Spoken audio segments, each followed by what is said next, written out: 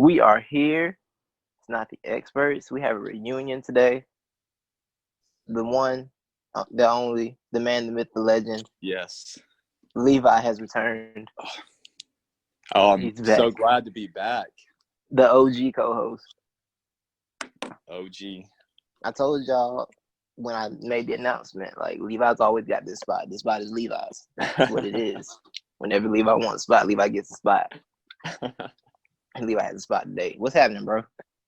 Dude, not much, man. Just, doing the usual school procrastination, killing myself, that kind of stuff that I can easily avoid. Don't wish someone in their 20s to enjoy life, right? It's about procrastinating. Yeah, exactly. Yeah. Putting something off, that's very important at some point. This is the only way for us to do it. Yeah. I mean, I watched a video the other day. It's funny. I watched the video while I was procrastinating about procrastination. That's just next level. Yeah, and I learned that procrastinators,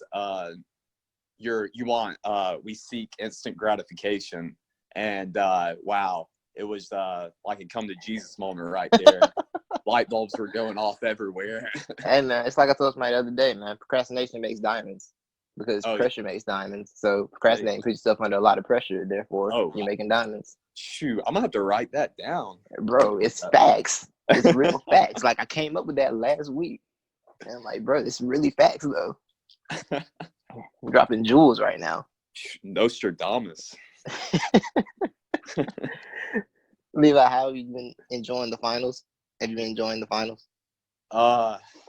Man, I don't even want to watch the finals anymore. It was so fun.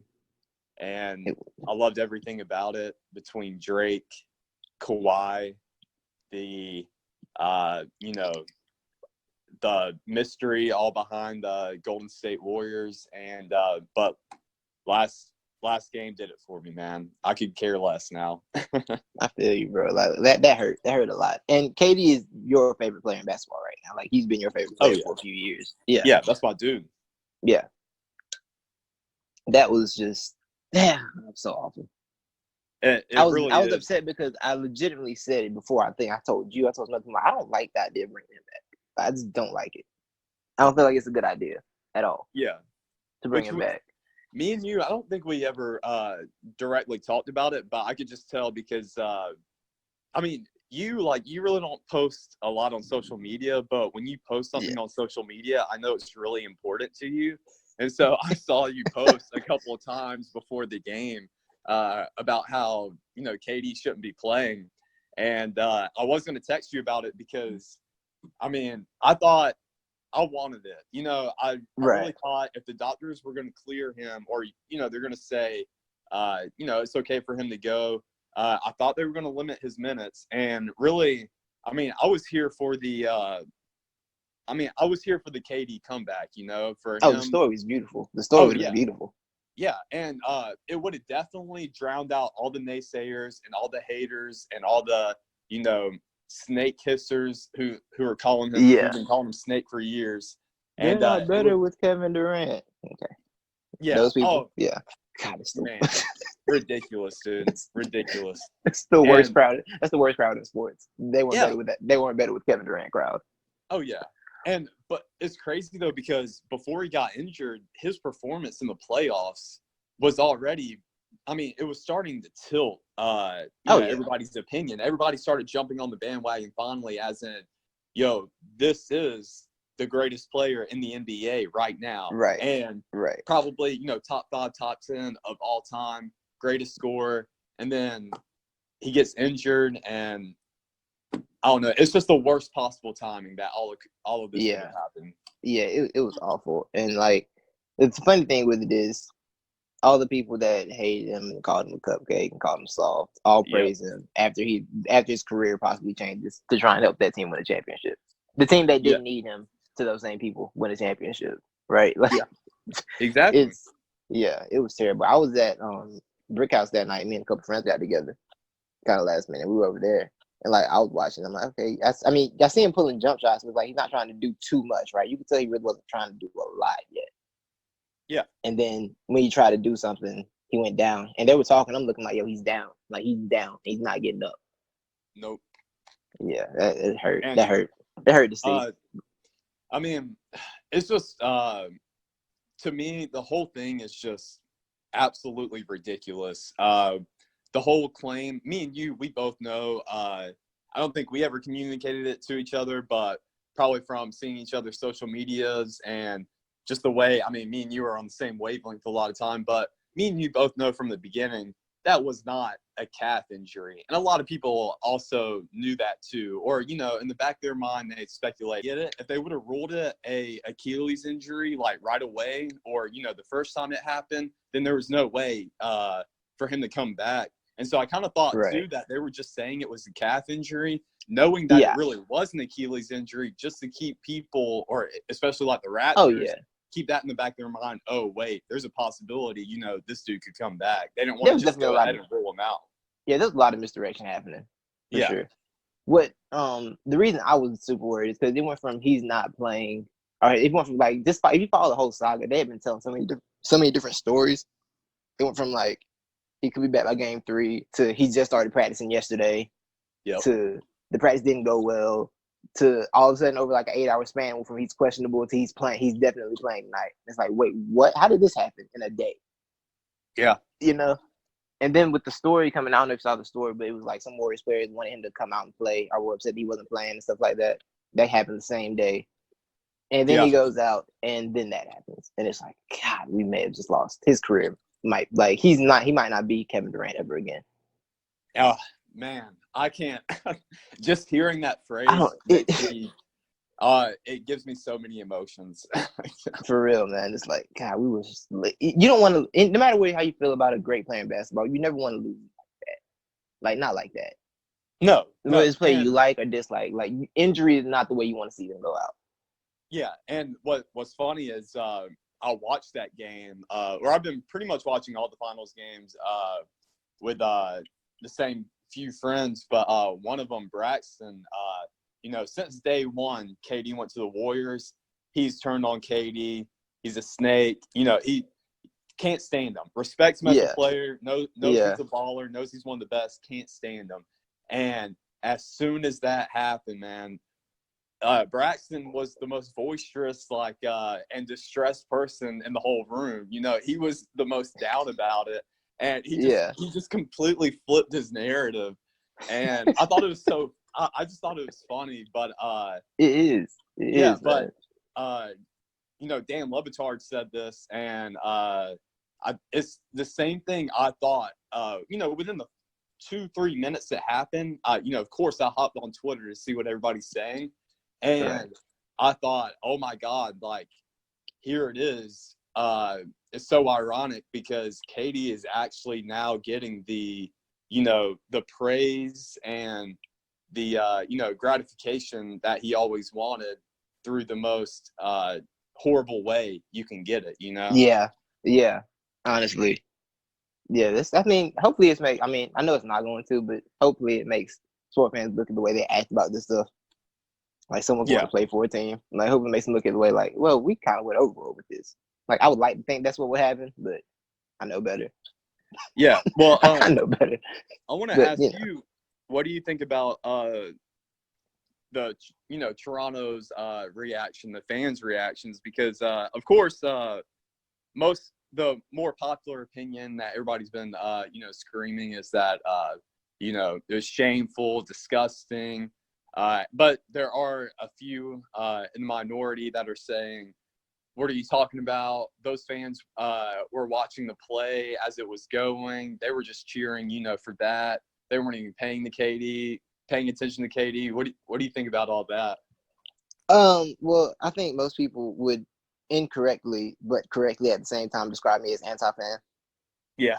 Which I'm not anti-fan. I like fans. I just think when fans get out of line, they should be allowed to get treated like they weren't in a protected environment. That's all. That's all I think. Not saying I'm just going to leave it there. But I thought it was pretty ridiculous. But I do want to be fair and say I know that wasn't every single person, you know? Yeah. But on the other hand, when the players on the court, your own players have to tell y'all to stop, it's a few too many people doing it. You know, when your Toronto players on the court, like, yo, y'all chill. It's a few too many people cheering. and Yeah. celebrating. And it was pretty easy to see, too, when it initially happened and when you see the replays of him going down. You can see those hundreds of people in that little section that are right around him.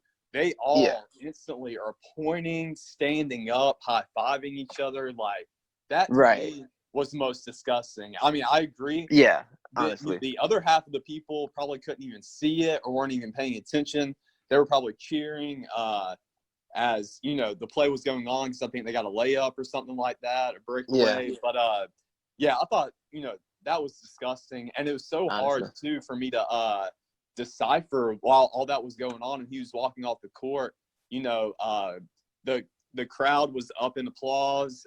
Yeah, like you got and it was so hard to tell because it wasn't like a remorseful, you know, appreciative, like, applause. I was like, are these guys, you know, are these fans standing up and clapping in respect of him as he's walking off the court? Or are they, you know, just glad he's walking off the court?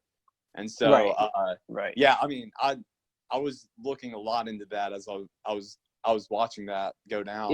It was really weird and like very awful, honestly. Like it was terrible. Between that, like this series has some bad fan moments. Between that and that random, apparently partial owner pushing Kyle Lowry for no reason.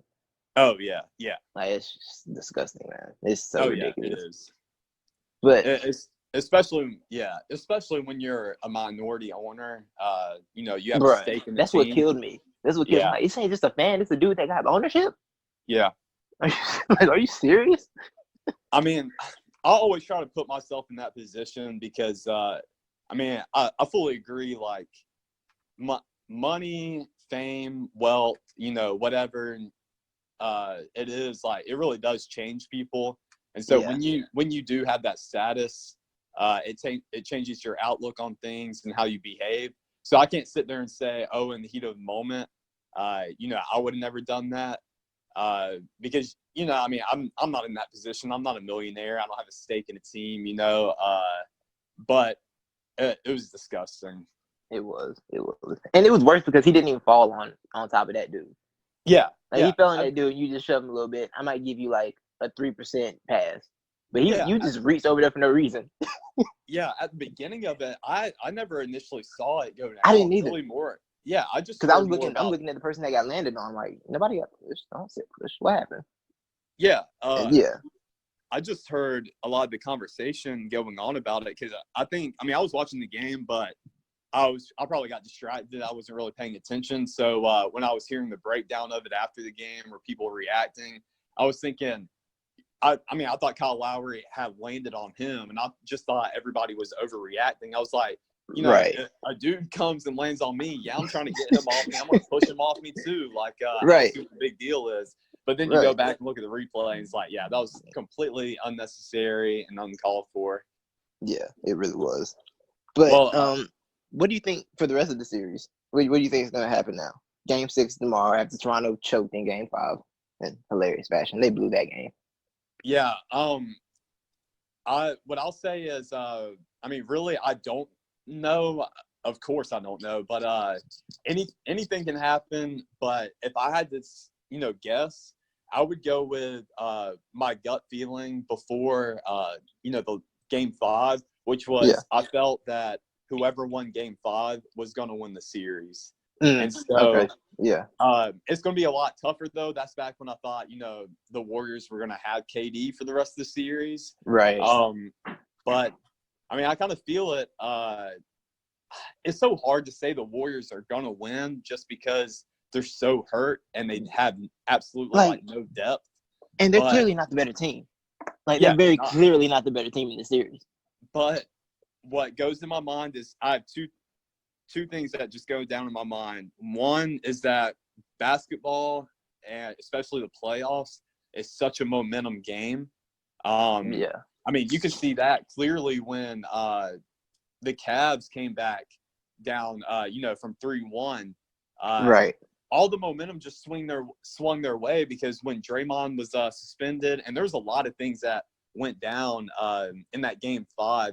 And it just totally shifted the momentum to where everybody would agree that the Golden State Warriors were the better team than the Cleveland Cavaliers. But when it comes to momentum and the head games, The mental aspect of it is so hard.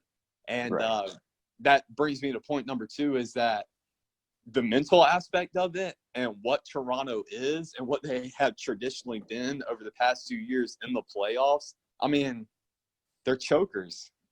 So, it's easy for me to say that, they're going to get way too in their heads. The Golden State Warriors are so microwavable, as in, they can just turn it on and off. It seems like whenever they want to. Right. I can easily see Golden State pulling this one out. Yeah, in Game 5, I think before the game, I said the only way I think Golden State can win is because there's so much more experience than in this situation, and we haven't seen them desperate in a series that they were down. Like, we haven't seen them down in a series like that in a very long time, so we don't remember what it looks like. Yeah, and Toronto hasn't had a chance to clinch a series in the finals ever. It's their first time ever trying to clinch a championship. So that was the advantage. I think experience is the biggest advantage Golden State has in this situation. But I completely agree. Part of me feels like we might be overthinking this, and they might get smoked tomorrow night. Part of me feels like that.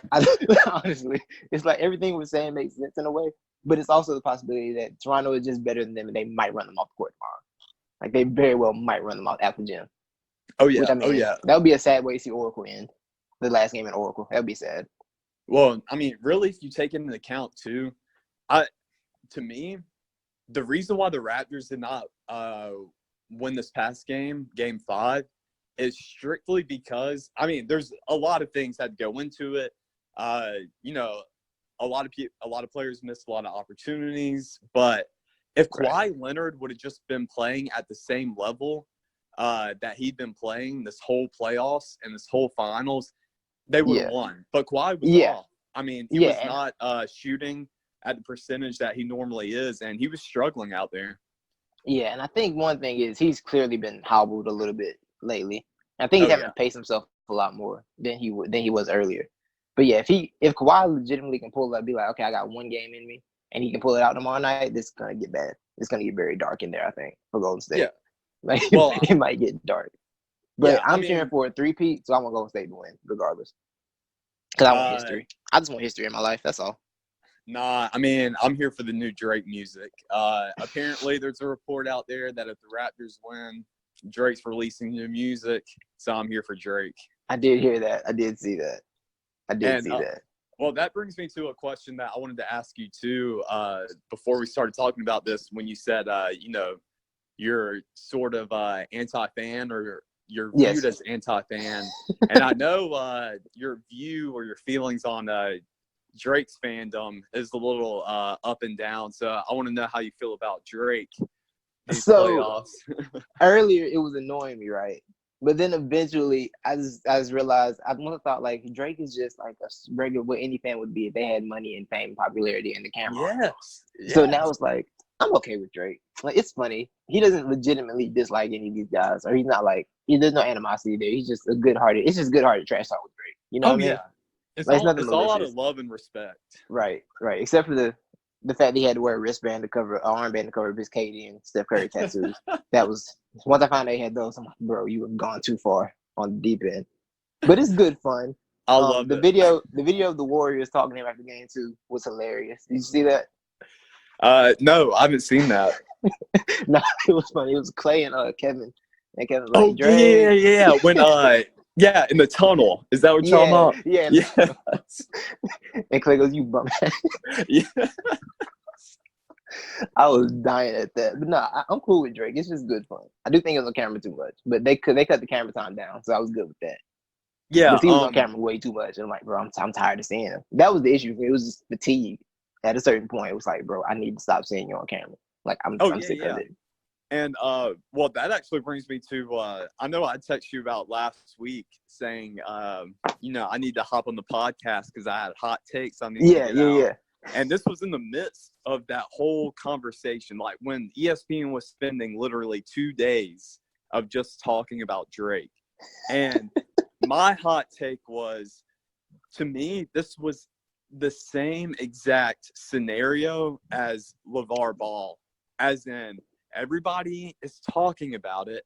everybody's complaining about it. And as they're talking and complaining, they're thinking, how do we take the attention off of him? Dang it, ESPN. You are the worldwide leader in sports. You're the ones talking about him. Stop talking about him if you don't want people to talk about him. If you don't want the attention drawn to him, then just drop it. So that made me so mad. I was so frustrated about that. That's one of the funniest things in sports media is like fans complain about things being talked about. It's like, look, for the most part, most of these things, like, it's always like a chicken and egg thing. Like, sometimes they are pushing something, and then sometimes, like, bro, people actually care about this. Just because you don't. Most people actually do care about this. Yeah. Like, people complain about all the gossiping drama. We love the gossiping drama. We love it. It's so much fun. Yeah. Like, we can act like, oh, I don't want to hear about it. Yes, you do. Yes, you do. I mean, that's why the NBA is so popular as it is, because NBA's best. It's really just the drama around the NBA. No one does drama better than the NBA. Like, no one. Not a single person does drama better than the NBA. I mean, it's the world's greatest soap opera. Honestly, it truly is. Like, football doesn't even have drama. I mean, their drama is like a contract every now and then, and they'll suspend somebody terribly. Basketball drama is just good, fun stuff. Yeah, which, I mean, basketball really is the perfect sport for all of this, because, you know, you don't have 50-something, 70-something people on a roster, and, you know, it's you're not covered by face mask or equipment. Everybody knows, you know, what you look like. You have a voice. It's not that many people, so the circles are tighter. The stars are. And I feel like when, you know, I always feel like it's a little ironic when people say, oh, I keep my circle small so there's less drama. But I feel like when you have a smaller circle, there's just a whole lot more drama that you're all, you know, caught up in, because, you know, just a few of you. Right. That's a good point. But, so you got Raptors in 6 or 7? I got the Warriors in 7. Ooh, I like it. Boardman's gonna be unhappy with you. Boardman's not gonna be happy with that pick. Boardman doesn't like that pick. Boardman doesn't like that at all. My heart is saying Warriors in 7. My mind is saying Raptors in 6 by beating them by like 30 points tomorrow. Because dynasties don't get to end peacefully.